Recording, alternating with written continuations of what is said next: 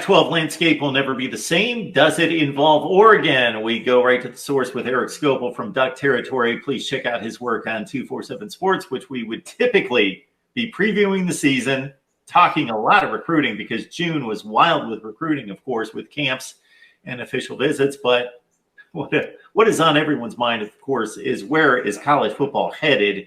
And the landscape took a hit this time last year with Texas and Oklahoma. But even though the brands may collectively not be quite to Texas and Oklahoma put together in USC and UCLA, that certainly put the Pac-12 in a very vulnerable position. And now if reports are accurate that we're hearing about Washington and Oregon applying to the Big Ten, then the Pac-12 would be on life support as a Power 5 at least.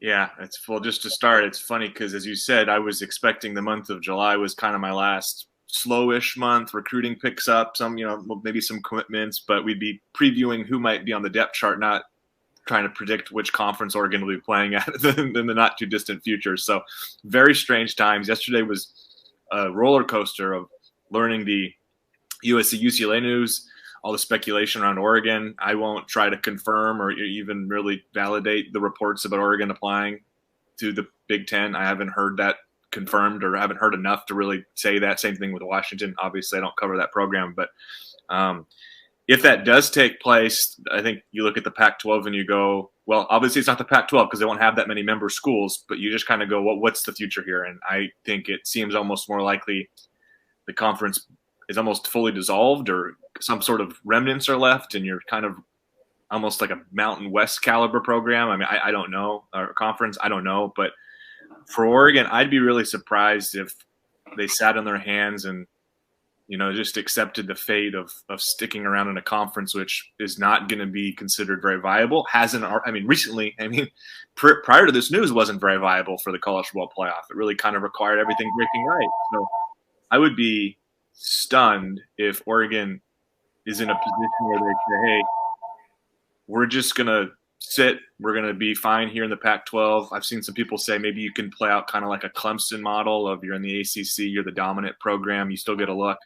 I don't know if that's going to happen because, frankly, the Pac-12 without USC and UCLA aren't even really close to the caliber, I don't think, as what the ACC is, even though the ACC hasn't had a whole lot of big dogs. So I think if you're Oregon, you try to move. I think the Big Ten makes a ton of sense. I think Oregon and Washington or Oregon and Stanford, Washington, Utah, Cal, some of these schools that are AAU members make a lot of sense for the Big Ten to take a look at if they're trying to expand. I mean, there's been some conjecture. Again, I'm not reporting about maybe moving to 2-10 division conference, that kind of thing, 20 teams in the Big Ten and having an East, having a West, and Oregon being a part of that. I think if that is the ultimate plan, I don't see how Oregon gets left out of that. I think USC, UCLA, Oregon, those are some of the biggest brands. I don't see Oregon being left out, but it's just how does this want to be? How quickly does this happen? How organically are the questions I have? And I do think just a final thought on this. I know we'll probably keep talking about it, but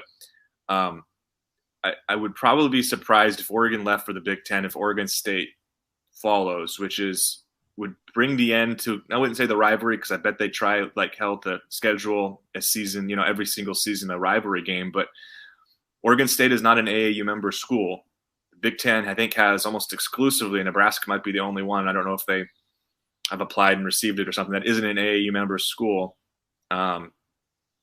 Be hard for me to see the Big Ten making an exclusion for a program like Oregon State, who's frankly not bringing the kind of visibility that Nebraska does, even the market that Nebraska does, and certainly not the programs. So that would be very strange if you're an Oregon fan, an Oregon State fan, and you're not competing in the same conference, even though you're 50, 60 miles apart.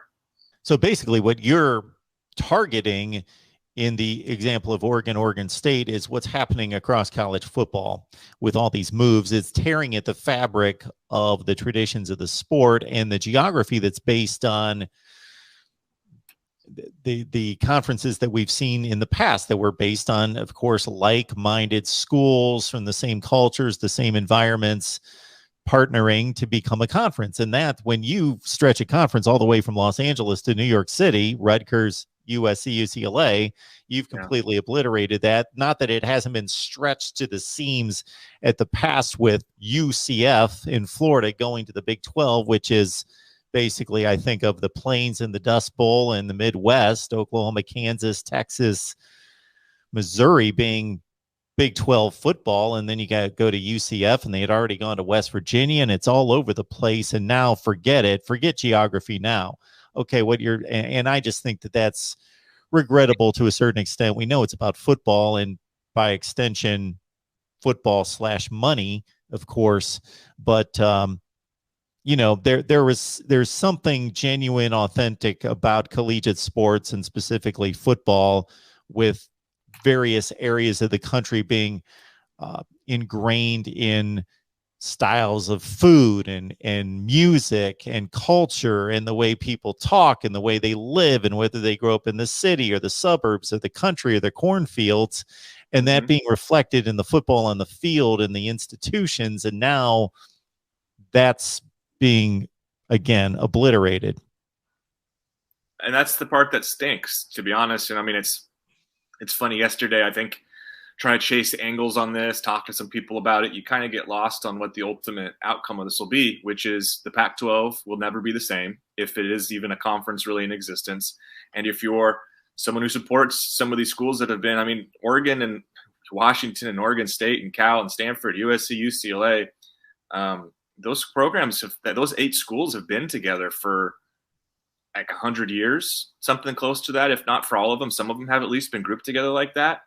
And just to see that dismantled so quickly overnight is really disappointing. And I think you go, you look forward to it as somebody who's a fan or somebody who covers the program, of going, well, I'm going to go to Pullman in mid-September, and that's going to be a real intense environment. And the Cougars might not have the same talent as Oregon, but those games are always really fun. And there's a certain level of animosity that develops and all of that. Well, you lose out on those sort of things. And it's pretty unlikely to have the same sort of animosity for a team that is 6 hours drive away, or in the case of Oregon State, an hour 15 away, as you would for a team that's in another part of the country. I mean, I don't think Oregon and Northwestern are ever going to be able to be the same kind of a rival as Oregon and Washington State. And as you said, you're seeing that across the country. And so that part's really regrettable. And I just, another part I was thinking about yesterday was, Oregon and Utah have kind of developed this rivalry here, and it's been pretty organically developed. And maybe this is just the way, maybe that's a good example for what could happen in the Big Ten. Of you have these fiery competitions, and ultimately new rivalries are developed. And, Oregon and Wisconsin have already played a lot in Rose Bowls and postseason games. So maybe that kind of thing naturally takes place. But I go, it stinks that the Oregon-Utah rivalry, which for the last couple of seasons, last 2 to 3 years, has really determined the winner in the Pac-12 and the conference championship and the chance to go to the Rose Bowl or better if in certain years possibly, is just gone. And I don't know if Oregon and Utah are going to be in the same conference anymore, right? And so that rivalry might just have been a thing that's going to be a snapshot of 4 or 5 seasons, and it's just completely dissipates. And again, that's just how it works. I'm not going to change anything complaining about it or whining about it, but I think sentimentally it's hard not to kind of get lost in these moments of, man, it's been kind of fun seeing this Oregon-Utah rivalry develop. Some of the being in Salt Lake City regularly is really fun in November. And if you're an Oregon fan, that might not be a thing you're doing really ever again. It may take us hours, Eric, to try to dissect or project what the possible landing spots could look like for these conferences and these teams, but I'll hit on a few basic ones, and then you could throw out where you think we could be headed. So here's one. Mm-hmm. So we learn of USC, UCLA, and then there are reports out there that not specifically Washington and Oregon, although that's out there, but that the Big Ten, I shouldn't say that the Big Ten's going after, but maybe 2 other schools are applying for Big Ten membership, however you want to look at it. Stanford and Cal would seem to be a pair similar to USC, UCLA. The Big Ten, of course, from an institutional standpoint, academic standpoint, you can hardly go wrong with Stanford and Cal. That would really improve the rating and the prestige of the Big Ten academically. And they take great pride in that, as does the Pac-12. The other thought there is, of course, the Big Ten has gone into California, Southern California, into Los Angeles. Now they take the San Francisco and San Jose market there. or it's, as reported elsewhere, Washington, Oregon. From a football standpoint, those would be the two best programs long standing that are left in the Pac-12 that would match up with the Big Ten. And then maybe you go to a pod system if you're the Big Ten and you group Washington, Oregon, USC, and UCLA together, and the travel is mitigated to a certain extent. And there are reports out there that this is simply a football basketball move, and that the Pac-12 maintains a Olympic sport conference and then probably picks from the Mountain West, possibly San Diego State, Boise State, whatever they can pull together to maintain some level of, I don't want to say Power 5 conference because that's probably impossible if they lose Washington and Oregon, but maintain a conference that's strong in all other sports and a group of 5 level, or whatever group of whatever it becomes on that in football. Well, I will say, Mark, I just got a message here that Dennis Dodd of CBS reported from sources Oregon and Washington have been told by the Big Ten that it is standing pat for now and that they're waiting on a decision from Notre Dame. This is kind of breaking news here. And again, everything is happening so quickly, so I just wanted to react to that. If that's the case in Oregon, I mean, not to answer your question but maybe the question is less about Oregon and Washington leaving, and now if what Dodd is reporting, and I trust his reporting, what does that mean for Oregon and Washington as kind of some of the last power programs remaining in the Pac-12? And it says for now, so maybe this is something that happens ultimately, but maybe it's not for 5 years. I don't know. Who knows how this is going to play out? But I think, if you're Oregon and if you're Washington, which historically have been, of the conference teams left, pretty much the most relevant, probably throw Utah in there from the short term. Stanford's had some good years, but you're going to really have to carry the weight now. And I know USC and UCLA haven't been, USC in particular has been pretty disappointing the last 15 or so years, and Oregon's done its best to kind of hold it up. I think the pressure is so heightened now, and there is no room for faltering. And you kind of wonder, like I said earlier, I think I might have mentioned earlier, like if you use the Clemson model of trying to be in the ACC and trying to make the playoff, I just wonder how viable a Pac-10 team is to actually make a playoff run in the current system with the teams that are left in the conference, unless you run the table. I mean, I think you're looking at, it's kind of sad to think about. You just had a Power 5, group of 5. You don't know how to group them. Pac-12 without USC and UCLA probably isn't going to be perceived as a Power 5. It was already being kind of diminished before. And you kind of go, does Oregon have to take the Cincinnati route almost? Is that how you're going to see the Pac-12 schools now? They have to run the table. Like they have to be perfect and unblemished. And I mean, Oregon plays Georgia this year. Maybe that, obviously the Pac-12 is still in place for the next 2 seasons, but like Oregon's got some big non-conference games coming up. Georgia the next couple of years, Texas A&M, Michigan State as well on the calendar. You kind of go, maybe you have to win that game and almost run the table to really have a spot available to you. So from an Oregon-centric perspective, if this news remains true, and I don't have any doubts right now that it probably is, boy, what a strange time if you're in Oregon. And I think, again, as a fan of the conference, someone who's grown up on the West Coast, having been in high school when USC was at the height of making these runs and being a national champion contender in Oregon, to start, 2009 to 2014 to be in the national championship discussion basically every year, to now get to a point, not even a decade past the end of those runs, where it just doesn't feel like a Pac-10 / Pac whatever, I don't know what the number is going to be, has a real path or a consistent path. I know that already was kind of faltering. It's just kind of a sad state of affairs, I think, if you are somebody who follows this conference and appreciates it the way I do, and I know so many do. Absolutely. Pac-12 football, I know it gets a lot of ridicule, especially from younger people who can't have a perspective on history and don't know when the conference was great, but it's not been that long since the conference was viable, number one, as a Power 5. And you go back to the 80s and 90s, and there were years in which you could argue the Pac-12 was the best conference in America, and it was a solid argument. Now, looking forward here, well, first of all, the Dennis Dodd report about Notre Dame, I posted a video yesterday. Shoot, I could have pulled one from 5 years ago where I said Notre Dame joined the Big Ten, but I posted one yesterday and gave all the reasons why Notre Dame should join the Big Ten and do it now. If I'm thinking Oregon basically is going to sit there and think, okay, maybe the move is we'd prefer to join the Big Ten.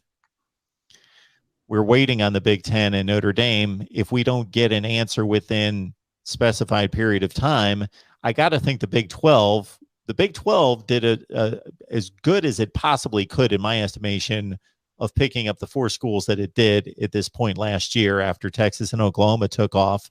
But if they want to maintain some distance, closing distance between them and the Big Ten and the SEC, then they go to some combination of Oregon, Washington, Oregon, Utah, and say, join us, and we move up to 16. They're going to be at 14. We move to 16 and match the Big Ten and the SEC. Yeah, I know it's interesting. I just think, even though geographically it's probably not true, I've always thought the Pac-12 and the Big Ten aligned more in terms of the type of programs, the types of schools in the Big 12, and so that's where I have hesitancy. And I think the thing that does stand out, and just in the wording of Dennis's tweet, is that these reports that we talked about earlier about Oregon and Washington, clearly there were discussions there. Clearly Oregon and Washington made a run, or at least inquired about joining the Big Ten, and we're basically told we're holding off for now. I think the Big 12 owes it to themselves to take a look. I think the Pac-12 now owes it to itself to say, well, if we're no longer – I keep saying the Pac-12. It's really the Pac-10 again, which is bizarre. It takes me back to when I was in high school and college before all this got weird. But the conference now owes itself to see if they can expand, and maybe they can pull from the Big 12. I doubt it, right? I mean, I'm just trying to think here, like, what's the moves? Like, I mean, it seems like if the Big 10's out for now, and I'm going to guess Oregon and Washington and others will be active in trying to change that. You've got 2 paths, basically. Either, you look at the Big 12 and joining that, and I think that kind of runs counter to what my expectation would be for an outcome from this, or what can the Pac-10 do in terms of its own expansion? And I think you get into some weird spots here because, like the Big 10, the Pac-12, I know they have 3 schools that are not AAU members. That's Washington State, Oregon State, and Arizona State. But that's kind of also been in the way from looking at like adding a Boise State or looking at adding some of these other schools like a San Diego State. I wonder how active the Pac-10 will be now in trying to absorb some Mountain West schools. And the fact kind of stinks that BYU just signed on with the Big 12 because that would be a school that would make a ton of logical sense.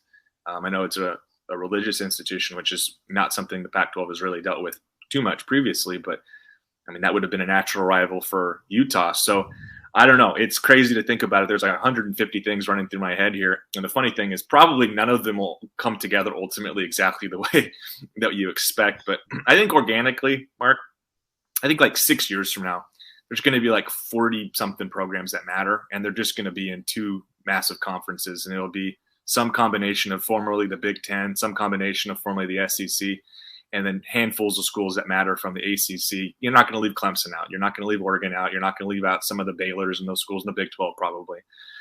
And eventually it'll work itself out. But I think we're just now in this weird transitionary phase where nothing really makes sense. And it feels kind of scary if you're a fan of one of the teams that's not latched on to the big boys right now. Absolutely.